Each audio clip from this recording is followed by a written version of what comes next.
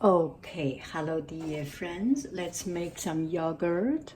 So I use whole milk and actually put it to about here. And I will use this opportunity to blah blah blah with you about some comments I got recently received.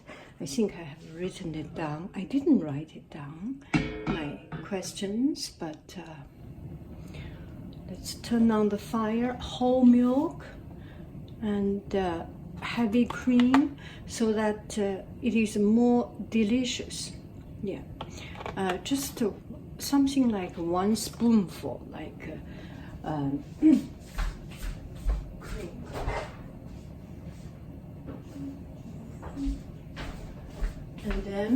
And then bring it to a boil. Let me put the milk back into the refrigerator.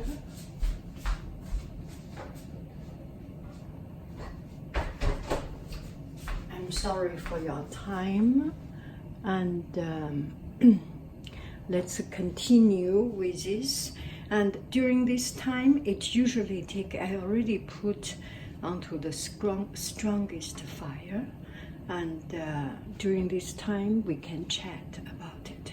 One friend mentioned that you didn't put, you do not even measure your volume, and the quantity you do not even measure. Is this a joke? I think it's a very good point. This is not a joke, and but this friend, her point is very clear. There are different kinds of people. If we measure this world by one category, by one standard, is following rule or not, there are two kinds of people. One is following the instruction, the other one is not following. I belong to the other half that not following, and I do not follow has a reason, because yogurt making is a bacteria development, and bacteria are alive, and its development depends on the temperature, depends on the quantity, depends on the strength of the bacteria, and depends on the quality of the milk, and depends on so many different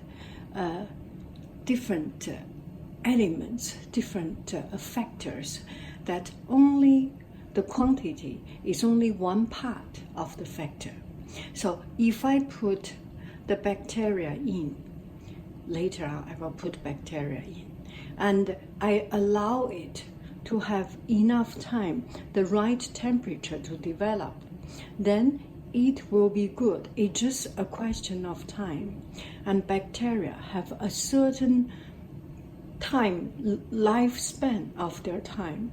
For example, recently I am trying this yogurt. Let me show you this yogurt starter.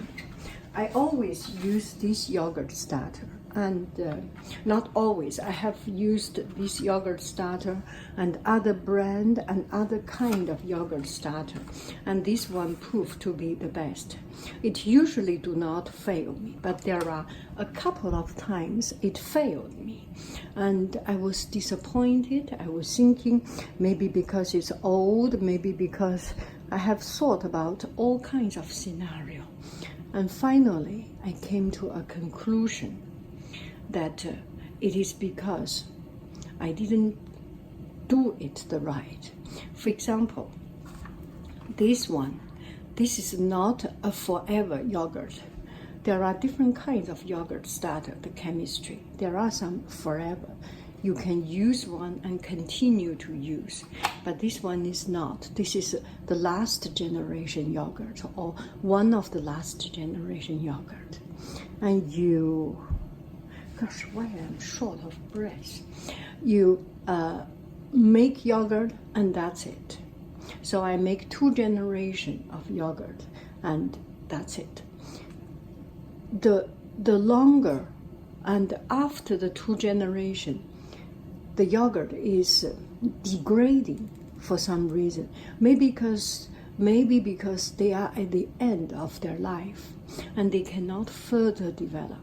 I need to learn something more about it, but that is my experience, my hypothesis. Use a big word. My thought is that it has only, let's say, a 1 week lifespan, and you can eat still 8 days or something. I have never get into trouble if I eat 8 days. I'm still alive, standing and kicking. But it just does not taste that well.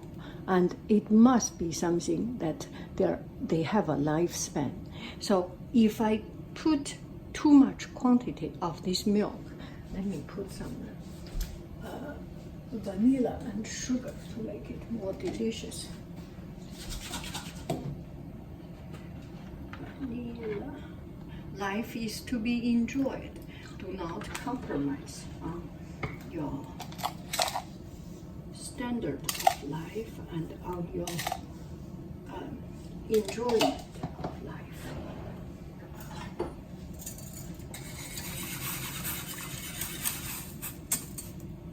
So if I put too much quantity, I just let it ferment, put into that little igloo for a couple of more hours, and that is it. If I use less milk, then I put into this igloo, I will calculate something like 4 hours, 5 hours, and that is already good. If it is less milk, it's always easier to do. It's more milk, is always difficult to do. But I'm around the ballpark, and the bacteria development can allow me to have this difference. Okay, so this is why I do not use measurement. I do not use measurement, but I'm not too much against. It's natural. It's the natural common sense. I usually do around that, maybe a little bit more, a little bit less, not exactly, because it is a live thing, and because there are many elements in any development, in anything. When one thing is not perfect, you can always work on, work around, and let other things take effect. That's my theory.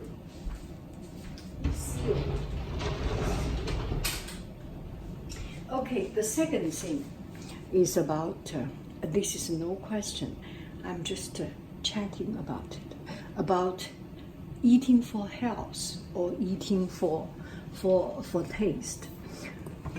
Maybe people are different. Some people are more health conscientious. I have asked because that started from one time, a question in Australia.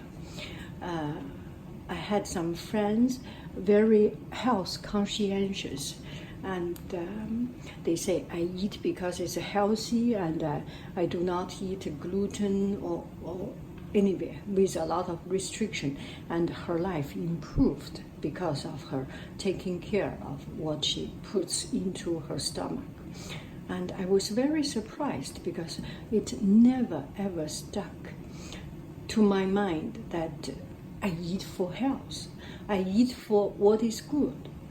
And if something tastes good, I eat. If something does not taste good, I do not eat. I eat food, I do not eat medicine. I do not eat food in the purpose of medicine. I cannot make my food into medicine. And maybe because I'm lucky, something that is,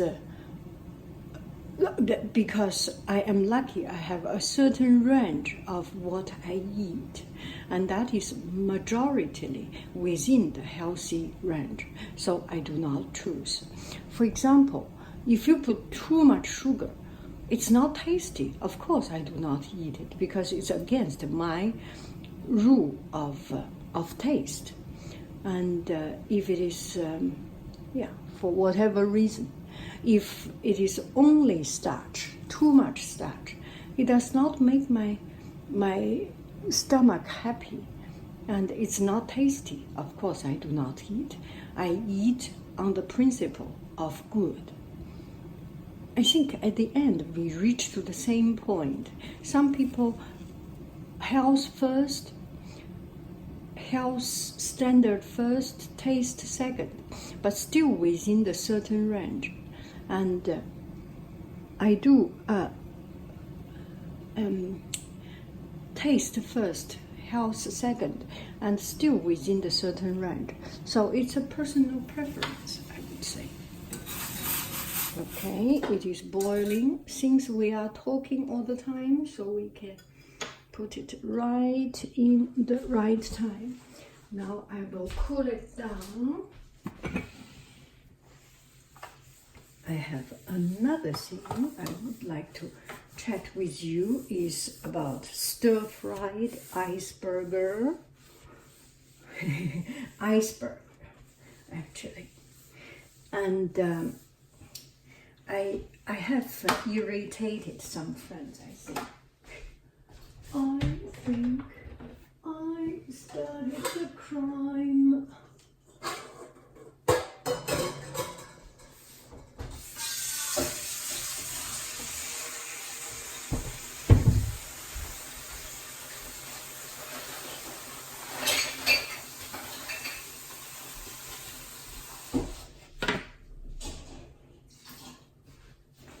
Should be sufficient.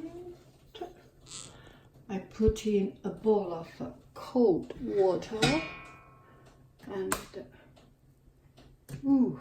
almost perfect, and cool it down. At this time we can blah blah blah about what we find interesting. I started the crime.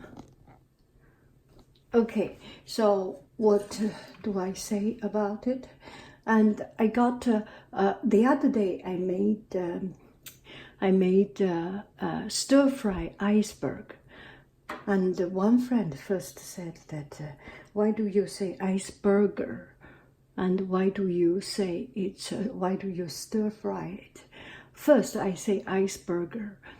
It's I'm sorry, I'm not native English speaker, and this word I don't think I have learned it from textbook. So a lot of things, if I learn from textbook, for example in French lesson, Grenoble, Bretagne,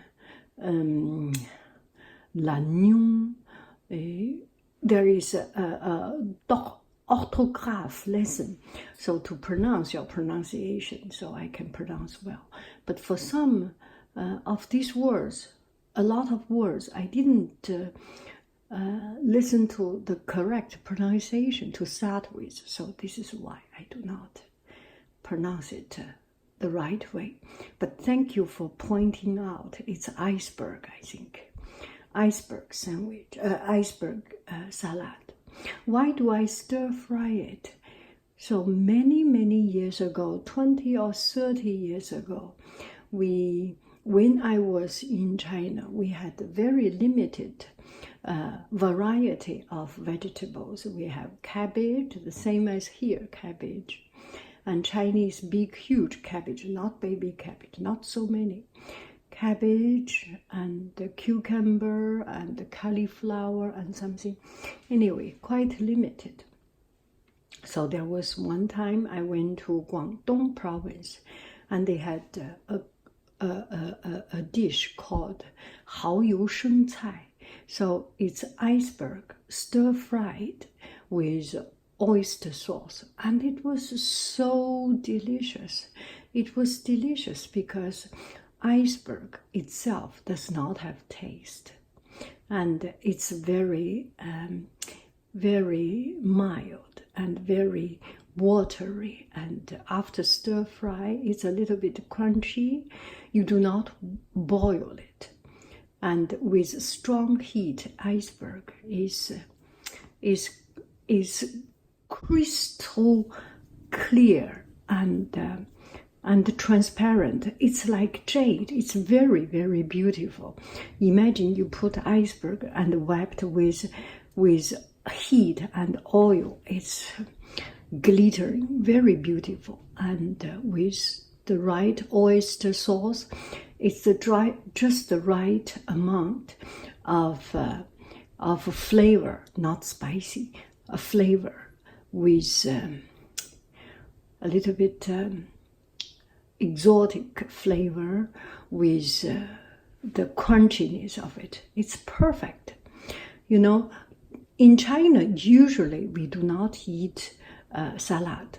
At least when I was young, we eat cucumber. Use a big knife to slap on that cucumber and make it break up from the side. And all the flavor, you can feel the flavor blast out, and then put some garlic or salt, things like that, and the tomato with sugar, and that is our way of salad.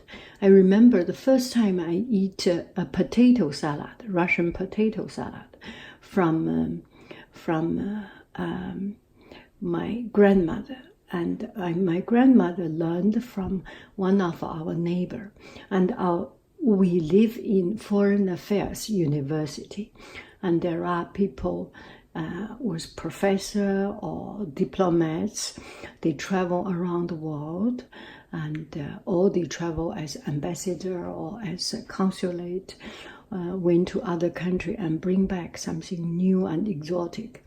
And that was my first time to eat potato salad, and that was the definition of salad. So every time when our family to say we are eating salad, we know we put some apple, we put some potato and egg, and bring them together, and that is our way of potato salad. And we make mayonnaise, and it was fascinating to make mayonnaise always. So that was it, and that's the reason we usually do not eat raw vegetable. It's just not in our culture, in our old culture, that we do not eat salad. Or in my family, we do not eat salad, and a lot of us do not eat salad. So anything we stir fry, and that's the reason we make stir fry. And it also shows that something in our culture right is not right in another culture.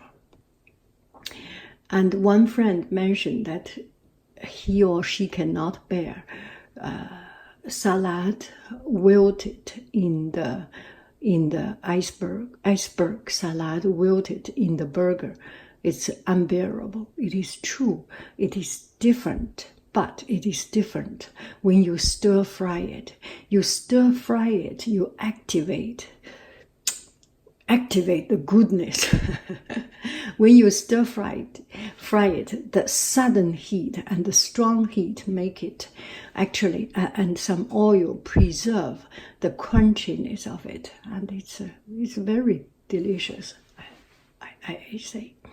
So culture is different, and from seeing different food, open up our eyes of seeing things. For example, when I was in university, one of our professors was from Arizona, and I still remember her name, Mrs. Pine, Madame Pine, and she speaks with Arizona. Arizona accent, I think, open up the mouth,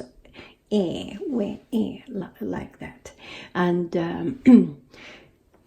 and we talk about food in one class, and then she said, so we had tomato and put some salt, and then everybody, she said, put some salt, and then everybody, how can you put tomato salt onto tomato?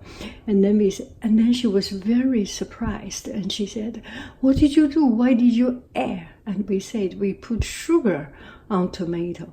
And then she said, how can you put sugar on tomato? And that was one thing. At that time, I was only 18 years old, never been abroad. And that was the first time to give me something that people eat differently. And I also remember the first time Coca-Cola entered into China. And it was in Xidan, in the most crowded place in China. There was a big food store in center of Beijing, the most crowded commercial district. And then it was expensive. Usually we buy a drink for a couple of cents, and that was by dollars, I think. And there was a long line because out of curiosity, people want to drink it. And then two young boys drinking it, and they were suffering to drink it up because it was such a different taste, a different flavor. And now Coca-Cola is becoming such a big drink in China. Imagine that the change over time. So something new and different is very hard to digest, to absorb. But after time, you can understand it and get used to it. And after you get used to it, you will feel, oh gosh, that is nothing fancy, nothing strange, and it's not that bad, right? So it's time to keep on making our yogurt. This is cool enough, I think. Okay, now we put in our first generation yogurt, and this is cool enough. Just a perfect look at it, so smooth. And it's really, making yogurt is about time and temperature and paying attention. So the quantity is very important, is an important element following recipe, but it's even more important to pay attention.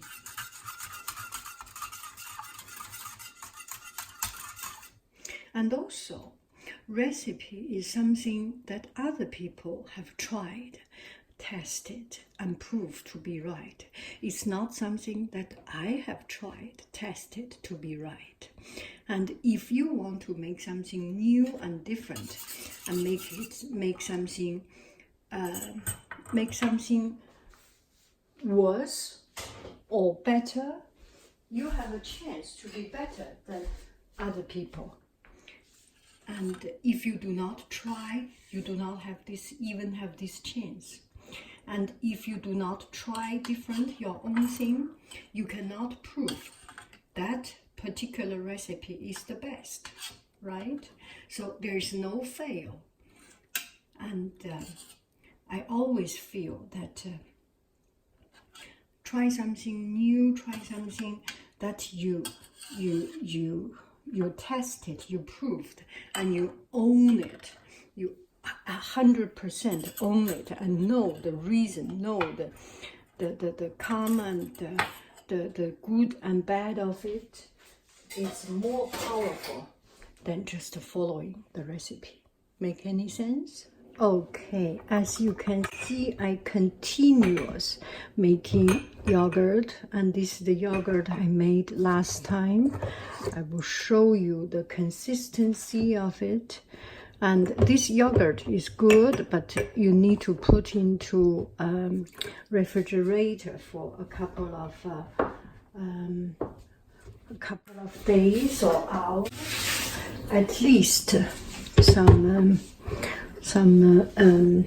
6 hours. At least it's cooled down, so you can see the texture. It's so good. Yeah, this is a good yogurt. Almost complete, but still not yet coming out. Perfect. So this is the yogurt I made. It's like exactly the same. Now I make the second batch.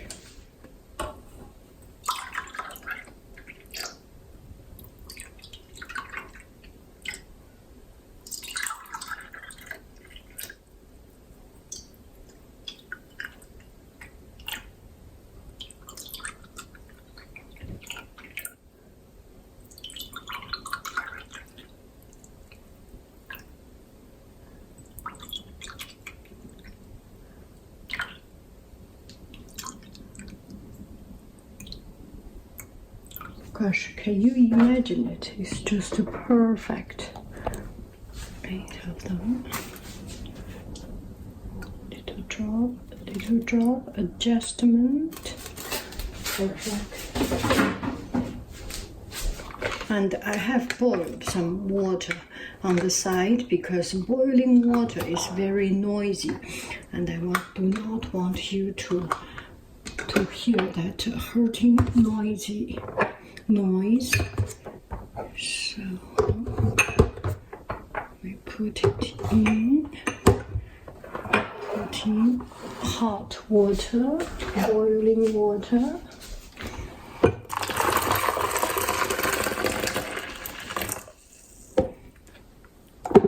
And enclose it. Another trick I do is after a couple of minutes, 10 minutes something, I change the side. This one going to down and the bottom up. Then I will not touch it for something like 10 hours, half a day.